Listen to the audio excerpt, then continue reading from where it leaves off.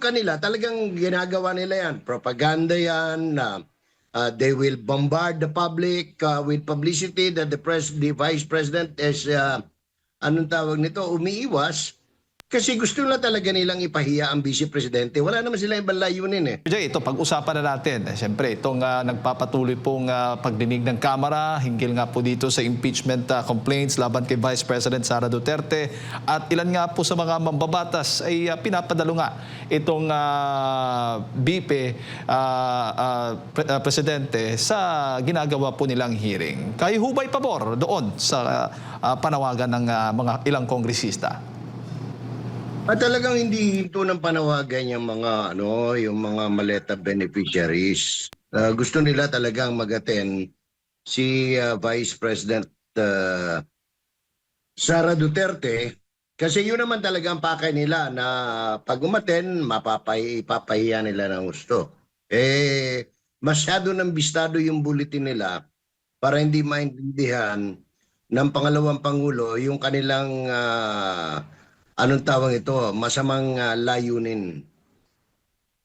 Pero sa tingin po ninyo, obligasyon ba ng Vice Presidente na dumalo o karapatan niyang hindi umiwas nga po dito sa ginagawang pagdinig? Alam mo, sabi na nga nila, mini trial. So kung mini trial yan, siyempre may mga legal strategies din yung kanilang isinasakdal. Pero hindi ko maintindihan, Jade, kasi sinabi nila ilang beses na anong pangalan nito, sapat na yung sa forma, sa sustansya at saka sa ebidensya yung impeachment laban kay Vice President Duterte. So kung lahat ng yan na hinihiling ng proseso ay sapat na or sufficient sa wikang Ingles, there is no reason for them to conduct any more of this mini trial or sarsuela. All they have to do is submit it to the plenary, following the process and the rules, so that the plenary can act on the committee report of the Justice Committee. And as soon as the plenary shall have decided, if they decide to make basura, di basura siya. If they decide to submit it to the Senate for trial, then that is the trial, Jane. Opo, alam po ninyo, yung mga sinasabi po ng mga kritiko ng pangalawang Pangulo na dahil sa kanyang patuloy na pag-iwas daw dito sa ginagawang hearing ng Kamara, ay tila ba umiiwas sa accountability? Kasi madalas ay nagpapalabas naman siya sa social media. Let me just correct that. Hindi, from the point of view of political science and law, hindi siya umiiwas. Katunayan, sinagot niya. Di ba? Sumagot siya sa pamamagitan ng kanyang mga abogado at yan ang tamang proseso. Ngayon, yung kanila, talagang ginagawa nila yan. Propaganda yan. They will bombard the public with publicity that the vice president is, anong tawag nito, umiiwas. Kasi gusto na talaga nilang ipahiya ang vice presidente. Wala naman sila ibang layunin eh. Ngayon, tingnan mo, lahat sila para-pareho ang sinasabi. Pag tinignan mo yung mga social media pages, biglang dumulusot sa iyong mga wall, mga sponsored pages na dati-dati wala naman, hindi naman dumarating sa wall mo, pero iisa ang tono. Ang tono ay umiiwas si Vice President, matitibay ang mga sinabi ni ako nga lang yung wall ko nilusob ng 675 troll. Isa ang tema, bigyan natin ng pagkakataon si Madriaga na ihayag ang kanyang mga ganito, tama naman yung mga ebidensya. So obvious, Jake. Opo, pero speaking of Ramil Madriaga, siya hubay nagsasabi ng katotohanan para po sa inyo? Alam mo, number one, no? Nakakatuwa, nakakabanas na nga Kasi tingnan mo, iiyak siya, ang pinupunasan niya ay salamin. Nakakita ng tao, umiiyak, pinupunasan yung salamin.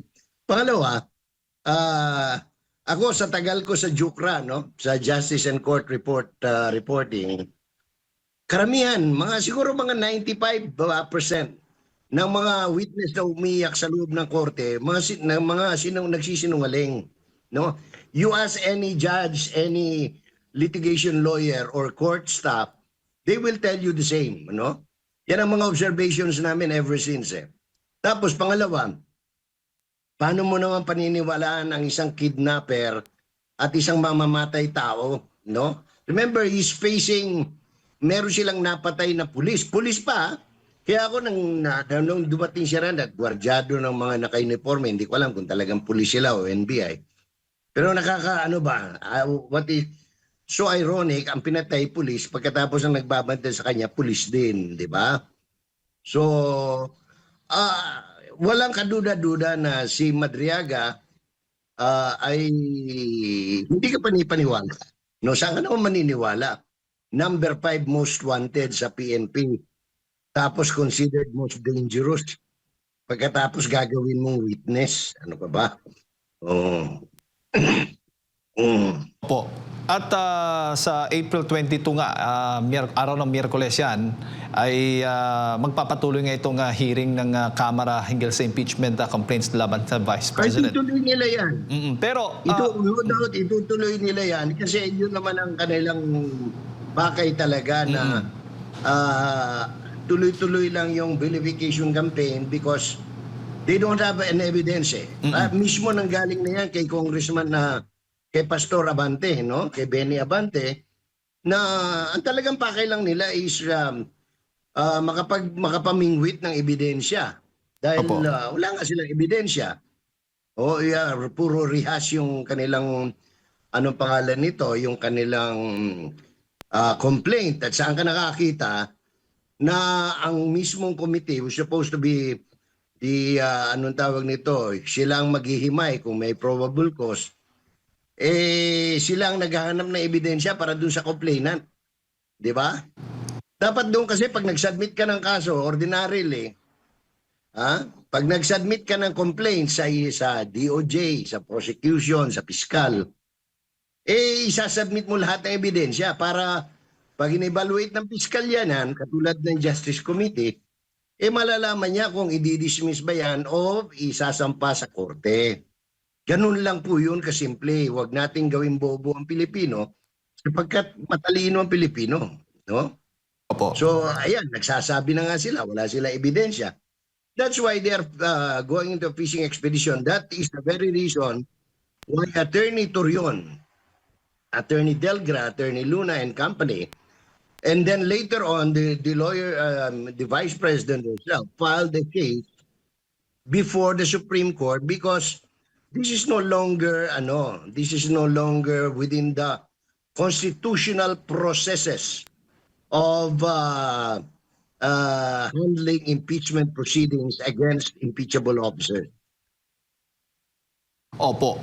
At inaasahan na itong si dating Senador Trillanes, ang ombudsman ay inimbitahan din po dyan sa magiging hearing this coming Wednesday. At syempre yung pag-uusapan, yung unexplained wealth di umano ng pangalawang Pangulo. Bakit nila inimbita si Trillanes? Ano bang sasabihin ni Trillanes? Maglalabas na naman siya ng mga Excel, maglalabas na naman siya ng mga peking mga dokumento. Japik yung taong yan eh. Ha? Hindi ko maintindihan kung bakit tayo nagpapaniwala dyan sa mga tao. Sabagay, sila lang naman naniniwala. Alam naman natin, drama lahat dyan. Si Ombudsman, in the case of Ombudsman, I do not know kung ano ang magiging role ni Ombudsman because this is administrative matter, yung mga itatanong doon. So chances are, he will be there to give moral support to his staff, no? From the ombudsman who might go there and testify on veracities of documents before the office of the ombudsman. Yun ang ano. Pero ito si Trillanes, hindi ko mawari kung anong kasaysayan sa buhay nitong mamang ito.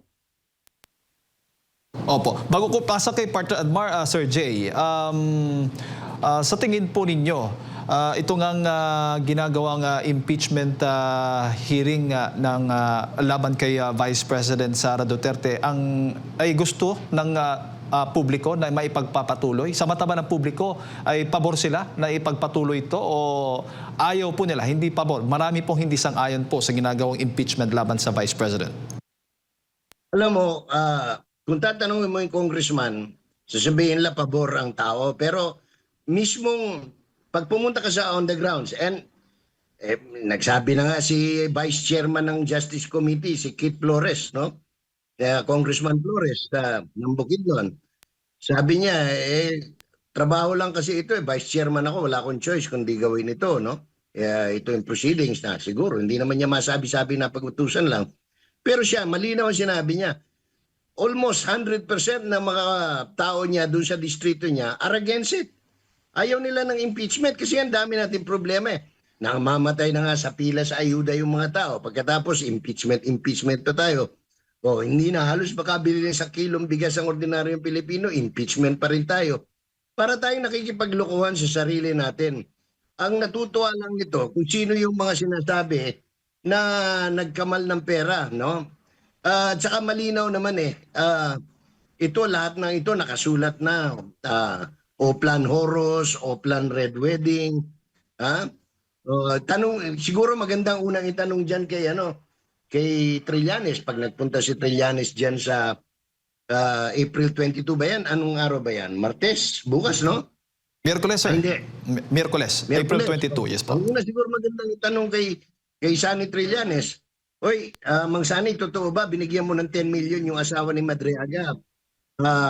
Dahil para wala na siyang alalahanin habang siya tumitistigo diyan sa Kongreso. Unang tanong. Pangalawang tanong. Kayo ho ba ang naggawa ng affidavit o sumulat ng draft? Tapos kayo rin ba ang nagbabayad kay Attorney Palad? Di ba? Saan ho galing yung perang pinambayad nyo? Yung mga ganun klaseng tanong ang dapat itanong kay Trillanes. Manong Jay, mayong buntag. Ang Oy, sinasabi good morning, po ng Admar. Opo,